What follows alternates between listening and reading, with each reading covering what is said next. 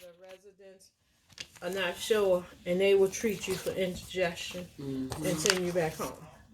Knowing where your symptoms start is key. Because my niece said she was having tingling in her arm one day coming from work. I told her, go to Chippenham, I'll meet you there. And come to find out she had what is known as Bell's palsy, which is almost similar to a stroke. But the first thing they want to know where your symptoms started. And as women, we are more susceptible to them telling us that we got indigestion and send us back home. So that's why it's key for us to know. Because our symptoms are different from a man. Right up here at the top in the red writing, we have shortness of breath, nausea, vomiting. We be feeling like we tired and may have the flu, dizziness. You got sweating, and you got lower back pain.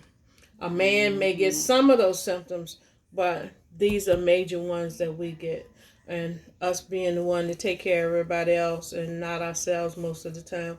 Don't you know, when I went to the doctor and I had told him about this, but he was like, well, only way we would check you, run an x-ray unless you had failed anything. Because I didn't fall or nothing, they wouldn't check me, they wouldn't run me through a, what is it, I guess it's the an x-ray.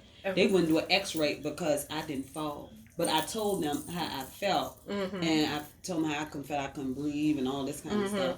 They said, well, you ain't fall, so, you know. Why you gotta fall? That's what I said. Why you got to fall? To have that heart attack. To feel like yeah. That's crazy. It's truly crazy because everybody that have a heart attack does not fall. Fall, yes. They be sitting in the chair and telling you, I think I'm having it, and all you can do is follow through. If they on glycerin, the best thing to do is you give them that glycerin tablet, but you're really not supposed to touch it.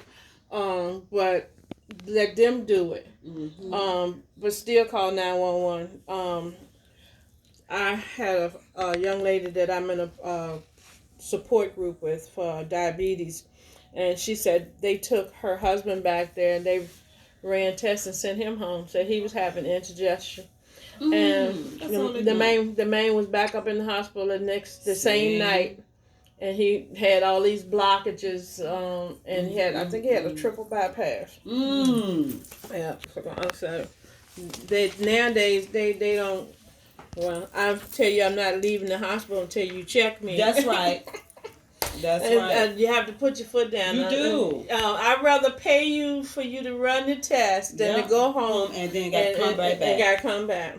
On the bottom of page 38 shows you what the electrical impulses look like. I can just imagine what they would feel like in your chest. Yeah. I don't want to know, but an aspirin regimen is something that a doctor will recommend. Is that bear? Bear. I was talking about that bear. Bear to. Like you feel like you need to be getting some, because she was having an episode here not too long ago and she couldn't breathe. Well, she needs to start doing it. And if you're taking any other medication, put them. I have a pill box, and my dad had a heart attack years ago, and because it's in the family, they put me on the bear. But what I did was I brought them from Sam's Club, and I got 2 bottles of little teeny 81% milligram aspirin, and I put them with my medicine. And I take all my medicine at the same time. And I can't forget to take that one if it's in the pill box. So you need to do that. And there's a black guy on a commercial saying the doctor told him and he ignored it. But when he had that heart attack, now he makes sure he take that baby aspirin. Yeah, down at the bottom, before I go there, we have blood people that are on blood thinners. They can't take an aspirin. Blood thinners and aspirin are the same thing. So you're overdosing yourself if you're taking an aspirin. So that's why it's important to be able to tell the EMTs when they get here they're on a blood thinner and what the name of it is. And that's another thing that I stress, that you know the medication that your family members are taking, Mm-hmm. because you never know when that family member can't speak for That's themselves. right. And so knowing what they're taking is key. Even though now the hospitals have if you go to Barnes Secure or MCV in that computer, if you've been in there, they know what medicines you're on. Mm-hmm. And but usually they ask you what's your medication, and I have in my wallet a sheet in a little Red Cross pouch. Somebody, no, not Red Cross. It's AARP, and it has all the milligrams, what time I take them, and how many I take. And so I just hand that to them, and they make a copy of it, especially if it's a new doctor. Down at the bottom, it talks about how important it is for breathing, for the person to be breathing, because you can become brain damaged. On 4 to 6 minutes, brain damage can begin. Anything over 8 to 10 minutes, it may be irreversible if the person is not breathing. So it's important to me. It's important, like they always talk about. They teach in compression only CPR. Those breaths are important too, because you're breathing for that person. So that's for somebody who is real paranoid, that don't want to do mouth to mouth. And I tell everybody, your steering wheel in your car and your cell phone got more germs on it than a little bit, and than a person's mouth.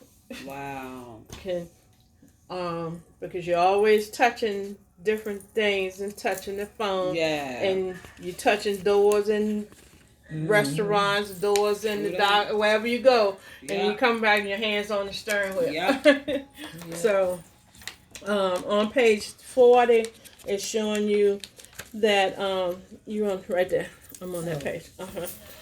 That when a person has had a heart attack, right after they have a heart attack, they have what is known as an agonal breath, and that breath may sound like a gurgle, like somebody gargling or something, rather than a real full breath. So they're telling you, don't mistake that breath for somebody's breathing, because they're not really breathing on their own.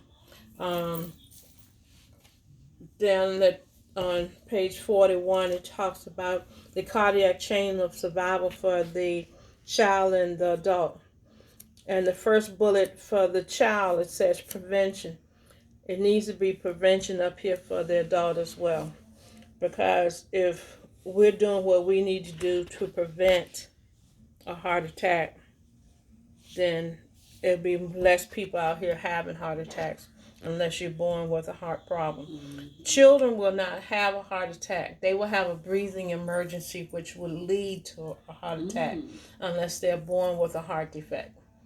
And you can always tell when a child has had some type of they have heart problems, because you always see on their chest the stitching from where they had to open the chest up. And I had a little boy that was famous. He didn't like clothes. He was famous for taking his shirt off. And I used to say, Nahum, why are you doing that? And then he smiled at you. He had Down syndrome, so it made it even cuter when he would smile. Over here on page 42, and talking about CPR, and then it's talking about compressions only and the AED. On 43, it's telling you about positioning your hands. I've gone over that, and the fact that you do 30 compressions and 2 breaths. On page 44, this tells you how serious and this is when you're doing your compressions. For the adult, 12 and older, you position your hand like this. On the child, the same way. The baby's the only one different. And then you got your chest compressions for the child and the adult, which is you compress the chest 2 inches. I tell anybody, in real life, I'm not gonna know what 2 inches is on the chest. Right. I'm just gonna do what I'm supposed to do, and that's Right. compress the chest. Whether it's 2 inches or 1.5, I will never know. I'm gonna do what I'm supposed to do to save that person's life. On the infant, it's 1.5. Down here, in the next section, it says chest compressions. At least at the rate of 100 to 120 compressions per minute. So you know you're actually really moving faster than that BG song. Yeah. Because to be doing 120 compressions a minute, you're really working. Yeah. So I'm like, it's tiresome. So I tell anybody, if you have any health issues, do not start it. Take your chances on the ambulance coming versus starting and you not being able to complete it. Right. You tilt the head back at least, let's see, and then past the neutral position for the adult, slightly past neutral, and then in the neutral position for the infant.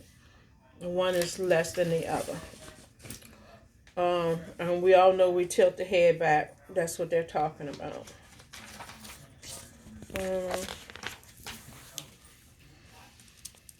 The AED is what you were talking about. Here's the machine, and it's going to be on the next page. The AED machine has pads that you place on the individual. Turn to page 52, you'll see the machine. Most people panic, or they may panic. They're already nervous. But I tell anybody, the AED pads have information on it and pictures where you place them. Okay. Right here in the picture is showing you that there's one up on the right side of the chest and the other one is on the left side of the person's body. Turn back to page 51 and 50.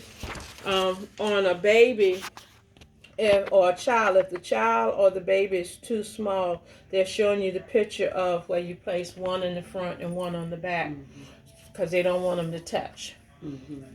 Whenever you place those pads on, you do not plug that into the machine until you finish putting it physically on the body. And most machines have a cloth in it that you dry the person's body off because they're probably sweating. And over here it talks about chest hairs. And people they have a shave razor in there for you to shave. Anybody got time for that? I'm serious. You ain't got time for all that foolishness. So, but it talks about the pacemaker, the cardio defibrillator, and stuff like that, the IED, and the transdermal medical patch. So